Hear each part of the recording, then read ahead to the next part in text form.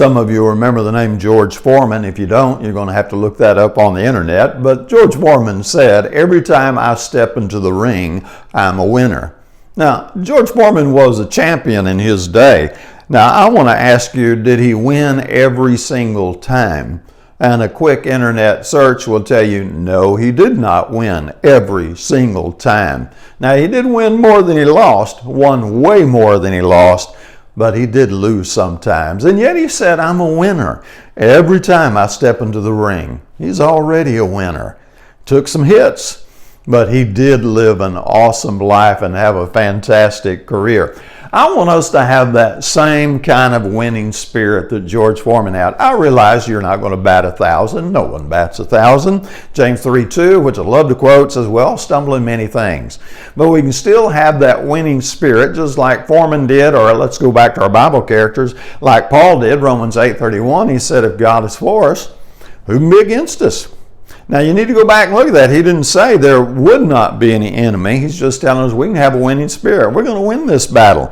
You're going to take some hits? Absolutely. Man, did Paul take some hits.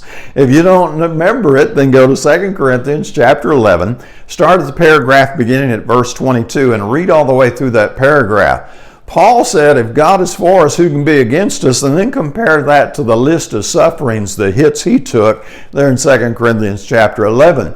But Paul had a winning spirit. That's why he could take and endure all of those things, because he wasn't a crybaby, he wasn't negative, he wasn't a pessimist. He was like, I can do this kind of fellow. In 1 Corinthians 10:13, he says, "No temptation is overtaking you, but such as is common to man. And with the temptation, he'll make a way of escape." Now notice he didn't say God's going to prevent any temptation from ever coming into your life. That's not the way it works. He said that every temptation that comes in, there's going to be a door. There's going to be a window. There's going to be a way out. You don't have to do this thing you're being tempted to do. But we have to have that winning spirit that says, okay, I see the door, I'm heading for the exit, I don't want to be around this temptation. There's a whole lot of responsibility on us, and it's that winning spirit that says, yeah, I got this. There's the door of escape, it's wide open, all I have to do is go through it. Of course, you know the problem. A lot of times people don't want to go through that open door. They want to do the sin, and then they want to play the victim like it wasn't their fault. Yeah, it doesn't work, but that's common. Then we have Philippians 4:13, the famous where Paul said, "I can do all things through Christ who strengthens me." Again, there's your winning attitude. Now notice, he didn't say, Christ will do all things for me. He did not say, Christ is going to set me over there on the sidelines, on the bleachers, give me a big Diet Coke and some popcorn, and just let me watch him handle all the struggles so I don't have to go through them. That's not what Paul said. Paul said, I can do. And that's the part you really need to underline. I can do all things. That's the winning spirit. And if you have that winning spirit, then yes, it's going to hurt. Man, you're not going to enjoy all the struggles, all the training, all the difficulties, all the battles, all the wars. No, it's not always going to be a great, happy, smiley time.